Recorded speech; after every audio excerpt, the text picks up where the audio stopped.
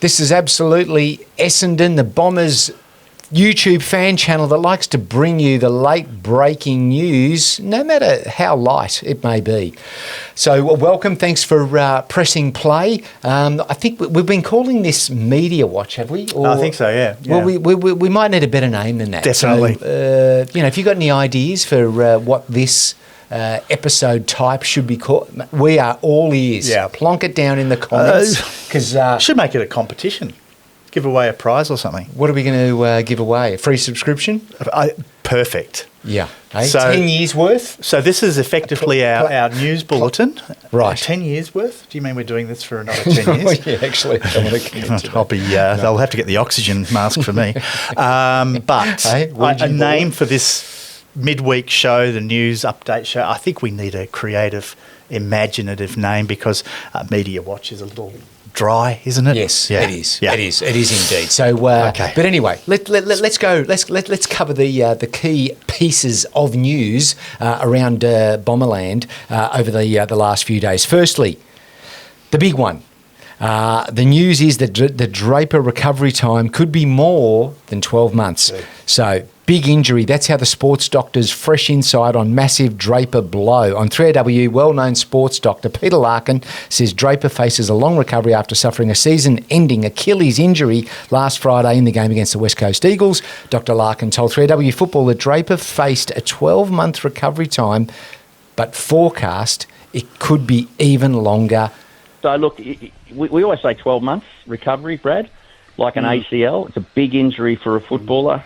You look at Russell Robertson, who went to Melbourne when he did his, and he took longer than a year to come back. Sav sort of came back, but you always felt he was never quite strong in the calf. So a big loss for Essendon because of Same Draper's running ability and his athleticism, and he loves to take off with the ball. So that ruptured Achilles will mean surgery probably tomorrow or Tuesday in Melbourne. That's been set up, and we'll see him in 2026 if everything goes well. Boy. Gee. Gulp and shock horror. Wow. Thanks, Dr. Obvious. But is he just applying the Essendon margin Could be. to injuries, or Yeah. did he just, or is that his medical opinion? I think it's probably both. Draper, well, he's definitely gone for the rest of the season, as we all know. It's been well documented and covered by pretty much everybody. Yeah. But Dr. Larkin's kind of come and thrown a spanner in the works and suggesting that it could be even longer than 12 months and refers to a couple of players of years gone by who've had similar injuries and struggled to even get back into the game, which is terrible news. And Sam himself was intervened as he entered the clinic to have his scans done earlier in the week. I love those. The media, they grabbed him at the front door of the Epworth or wherever he was. Yes. Very despondent Sam Draper had these words, and we'll have a quick look at that too. Right. It just feels like it's not fair, but I was in the best shape of my career and feel like playing the best footy I've played in my career as well, and that's what's the real kicker for me, just because I know I was going so well and playing a lot of confidence, but it's all right, I'll be back. I believe in myself, believe in my body, and believe in my team as well. So, I'll be back. No matter, it's going to be tough watching this year. If I'm out for the whole year, who knows? But I'll be back stronger. Right. Well, there you have it. He does seem a bit dejected. I imagine he's, by that time he's had time to marinate on his life going forward from this point. Well, I mean, he's clearly disappointed, and I'm not surprised at all. He was in career best form, as they say. He was. And, he was starting to put together that consistency that we've been begging for as Bombers fans. So there were some signs. Can I ask you, Smoking, you've regularly stated on this show you're not a huge believer in the value of a dominant ruckman in the team. Mm-hmm. Tell me, that must have changed after having watched Sam's first 4 or 5 games this season, and now he's gone, as has Nick Bryan. Surely you've now changed your tune on that. What's going through your mind as we speak? I sense you're trying to throw me under the bus, but I stick with it. The ruck, sometimes makes a difference. But because here's the problem. You know, you've got a good ruckman, someone like Dangerfield, he works it out in about 3 tap-outs, and he's then in the right spot. He then knows how to read it. So what value is it? That's my point. Oh, I would highly recommend that you watch the replay of the West Coast Eagles game when Sam effectively tapped the ball straight down Zach Merritt's throat and Dylan Shields' throat, which directly resulted in 3 goals. So, okay. I do agree. He was really putting some decent games together, and yes, even I was getting excited. I do agree. There you go. I'm glad you finally come around from the dark side to see that. But anyway, I think we've got to move on, and a lot of intrigue now around the replacement. And there is. You know, there's a lot of media gathered around outside of the hangar waiting to hear the news on who will replace the sadly departed Sam Draper and Nick Bryan. It'll be like a conclave, wouldn't it? I would imagine so. It'd be just like no one leaves until the decision is made on the new ruckman. And when that decision is made, they release a puff of red and black smoke. Brilliant. I would imagine. From out of the cafe down there at Bomberland, would come through the exhaust. The Jack Jones Cafe. You'll see the smoke puff coming out of the exhaust, announcing the man who will carry the weight of rucking duties for the balance of the year. So that will be known, I think, on Thursday. Yeah, within 48 hours. So there's a couple of candidates, I would think, maybe really only one, but one in particular, Vigo Vicentini. A lot of people saying, is it time? Is it too early? I think it is. Right. I think the Conclave out at the hangar have really only got one real option, and that is the smiling ruckman. Well, I mean, the thing is, if Vicentini has improved, looking the goods, do we have the grinning ruckman to thank for that? Absolutely. Excellent point. I think the grinning ruckman has had an enormous impact on the rucking capabilities, the development of guys like Draper, Bryan and Vicentini. And, he's doing a wonderful job as that kind of quasi-ruck coach. But he's going to have to be more than that. And we shall see come selection, but it's pretty much a sure thing. I think Brad Scott's already alluded to the fact that he's elite and will be coming into the team to take on the Pies. Okay, all right. Well, let's see. Now, let's get on. This sort of ties in a way. Essendon VFL side recorded a solid victory at ETU Stadium. What's that? Don't know. Oh, is that the Electrical Trade Union? Is that what it is? Yeah, they're sponsoring. It's down in Port Melbourne. I thought it was another version of... Be careful what you say here. I thought it was another version of ETA, but it's like ETU. ETU. Yeah, is it? Okay, so last Saturday, overcoming a sluggish start to power past Port Melbourne with a 16-point victory. The Bombers were made to work hard for the win. Not quite powering, is it? 16 points. But trailing for much of the contest before a final quarter surge sealed the 9 goals, 17-71 to 7 goals, 13-55 result.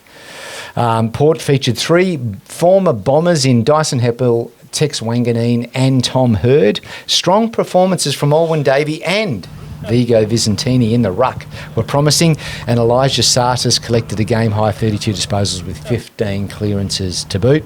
Lewis Hayes impressed again, down back with 26 touches, 12 marks and 6 tackles. That's their midfielder stats. Yeah, I mean... He was running the show down there. He had his own ball. So there's a lot of promising performances out of that game. I think Sartis, from my inside sources, whilst he got a lot of the ball, was, again, pretty poor on the disposal efficiency. But Lewis Hayes, he's an intriguing case for us, because the guy's got to be close to selection, but who does he replace? Yeah. And I think his opportunity will only come in the unfortunate event of an injury to one of our 3 tall defenders, because I can't see, Scott dropping Mackay or Ridley or even Zach Reed for a very promising young Lewis Hayes. So I hope the kid's being told he's close. I'd hate to think that he would be losing, motivation because he's not getting picked in the senior side, but he's definitely one to watch and had a very good game for the VFL side, which against Port Melbourne is almost like playing an intra-club game now. There's so many ex-Bombers down there. So Right. good results all around from the VFL team, who I think are playing this week against Collingwood and chasing a third victory in a row. I believe. Really? Yeah. And Okay. on that point, Yes. just quickly while I mention that, Yes. I think the only teams in the competition, in the AFL competition at the moment, that are on a 3-game roll are Essendon and Collingwood. And they that's come just building up to a 3 games big, or more. Yeah. big Anzac Day game eve episode. Well, we're looking forward to that, and Yes. that will be out on Thursday Yes. as we speak. Right. Okay. What else is happening in the football world? Yes. Well, here's a moment of controversy. Now, this not necessarily from Bomberland, but this is from yesterday's Easter Monday game between Geelong and Hawthorn. So, AFL legend and master of hypocrisy. We're not really. Anyway, calls Are for you players. quoting the media here, or are you adding that in yourself? You're supposed to be unbiased. But anyway, AFL legend and master of hypocrisy calls for players to be sent off. Who's this? If they cause, it all will be revealed, a game-ending injury to an opponent before a reportable offence. I am talking, of course, of Lethal Lee Matthews. That's the hypocrisy. He could have wallpapered his spare room red if such a rule existed during his playing days. Now, you're making that up. That wasn't in the media, was it? That was in the media. Right. He's adamant that we should bring in the red card system. Well, I think 2 things. I mean, it's the same as these ones. He'll get a few weeks. There's no doubt he'll get a few weeks. But the thing that sticks in my mind, this is the exact incident. You only see a handful a year where there should be a send-off rule. Because Geelong have lost Myers, concussed. So they're 1 man down. And, of course, Nash stays on the field. I just think there has to be a system in place for an incident like this. It's obvious he's reported and he's going to get suspended. But it's an evening up the numbers thing for me. So now you've got Geelong have only got 22 players active, and Hawthorn have still got 23. I've often wondered. I've often thought about it. Now, of course, that gets used in games like soccer, football, depending on your point of view. Ice hockey, got the sin bin. But in a game, soccer, it's 11 players.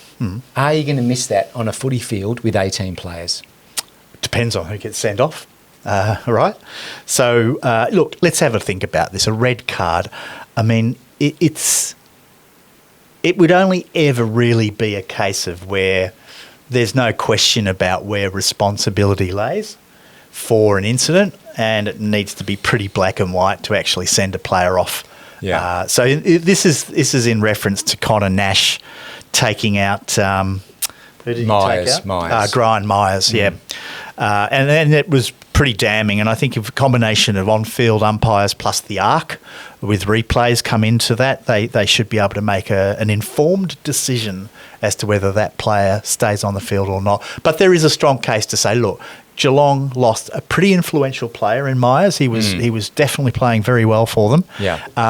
And they are penalised by the irresponsibility of the opposition player. So, is it a case of, the other team loses that player as well for the balance of the game? And there's something to be said about that, I think. What do you feel? I don't know. I think that, yes, it can only work if it's absolutely clear-cut. And the problem is that you're going to have lots of grey area, and that's when you're going to disrupt a game. You've got to go to a video review. Then you've got to have some people maybe in the arc watching from the sidelines. They're making a call on it as well. It could just get quite messy and could just be a massive distraction. And if for it's the game. a concussion injury, often that's not really known for a period of time. It could be 10 or 15 minutes before the medical team on the sideline can actually make the call to say, look, he can't go back on the field, with a concussion.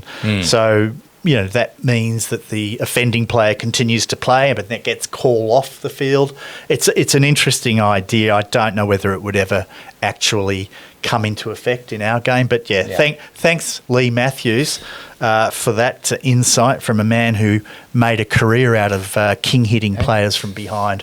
So, well done. Did he do it more than once, or we just sort of pretty sure he did. Yeah, pretty sure he did. All right. Okay. So there you go, red card. But I'd be interested to hear what the guys out there, the community, actually thinks of that as an idea. Does it have legs? Can it work? Yeah. Is it worth even thinking about? That's one of those things. I don't know whether we want to introduce it into it. It's like if you're in the case of a draw, having extra time. It's one of those things that I don't know we're quite ready for. Yeah. Okay, last bit of hard-hitting news. Ooh, what do you got for us? Brace yourselves. Pop rivet your thighs to the chair.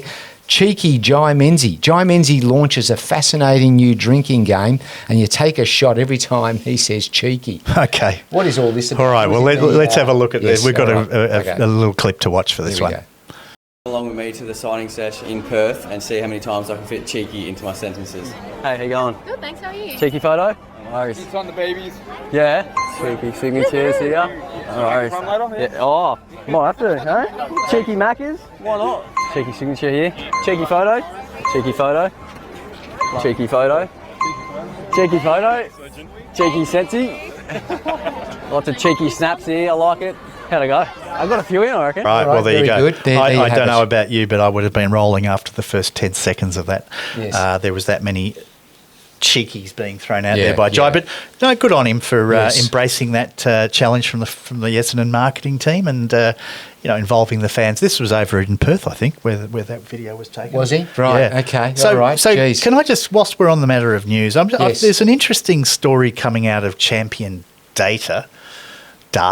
Champion Data, which was featured on SEN about the top 10 most important players in the AFL. That's not clickbait at all. Importance, interesting, and that definitely piqued my interest because Did it? You got sucked in. it wasn't the 10 best players, it was the 10 most important players. So basically what this is, bear with me, they've done a study of over the last 2.5 years of players that are ranked in the top 5 players on the field using their point system and how that correlates to wins. So in other words, they're saying that an important player is somebody who is in a winning team and he's one of the top 5 players on the field. And they've now ranked those players, again, based on 2.5 years of data. And there's an interesting group of players. And I'm just going to go through this. All right. Number 1 is Jack Sinclair of St Kilda. Right. That's fascinating. When he's top 5 on the ground, St Kilda win 80% of their games. Oh, gosh. So it's not even 100%. It's like when he has a good day. Hang on. I haven't finished. When he's not playing, they only win about 30% of their games. So his absence makes a big difference. Oh, sorry, when he's not in the best players, when he's not in the top 5, then St Kilda are less likely to win a game. Okay. Tuke Miller, I don't think there's any surprises there. Yep. Caleb Sarong, number 3, he's also a very good player. Right. When he's not in the top 5 players on the ground, Fremantle only win 25% of their games. Isaac Heaney, I think that's clear. Cam Rayner. Okay. So Cam Rayner, when he's been on a top 5 on the ground over the last 2.5 years, that's happened 12 times, Brisbane has not lost. Right. Okay. Okay. And I could go on. Could you? Yeah. So Right. then Zach else Butters, you got? Patrick Cripps, no surprise, Jordan De Goey. Right. Clearly he's an important player for Collingwood. When he's firing, they tend to win. They tend to win. Tend to. For God's sakes. I mean, it was... And it's been a quiet news Oh, week. man, it's obviously been a very quiet news day. And then down just at to round Essendon. out the top 10, Ed Richards of the Western Bulldogs. Yeah, he's when not bad. when he's top 5, the okay. Bulldogs are winning at 75%. And Luke Davies-Uniacke. Well, what can you say? He's a champion. Mate, thank you for there bringing you go. that to us. Thank That's you. fascinating I'm sure stuff. everyone has been absolutely mesmerised by that. have they? Yeah. So these players, when they're doing well, their team tends to do well too. That's breaking new ground, isn't it? So when your best players are playing well, you tend. You're You're more likely to have a positive result. Damn, that champion data are smart, aren't they? They are smart. So that's it. That's the news week. Geez, I don't think there's a hell of a lot more. Aren't you glad you Thanks tuned for tuning in. No, Yeah. I'm so surprised we don't have sponsors for this show. It's just Well, shocking. we're still waiting for a new name, so... Yes, yeah. maybe that will help. So if you could help us on that front, that would be great. Any other bits we can that's drag out for this? Like All I right, said, it's been a very quiet week, which is sad because it just shows you how irrelevant we've become as a football club that no one's talking about us. Yes, exactly. So, all the talk is about everyone else. That will all change over the next 48 hours. So look out for our ANZAC Day Eve game because it's that one's going to be a big one. There is lots to discuss. Well, we need to find a path forward. As you know, I'm hoping you know that we win an ANZAC Day game once every 5 years. Is it 5 years? It is. Since 2004. So we're due this year. I think it was 21 was the last time. So it's once in every 5 years, or is it every 4 years? I can't remember. Otherwise, it was someone did comment. Yeah. And very astute. Thank you. Either way, we'll take anything. we're due. But we'll take anything. But we could have TG. It depends on what the Conclave decides over the next 48 hours. That's it. We're looking forward to that. And we will definitely be back on Thursday with our fantastic ANZAC Day Eve special. So look out for that one. Really important that you do hit the subscribe button so you don't miss these shows as they drop. No point getting it 3 days after because ANZAC Day will be history. Yeah, no, it'll be stale. All right. It'll be stinky. All right, thanks again for watching. We'll be back very soon. Bye for now. Bye.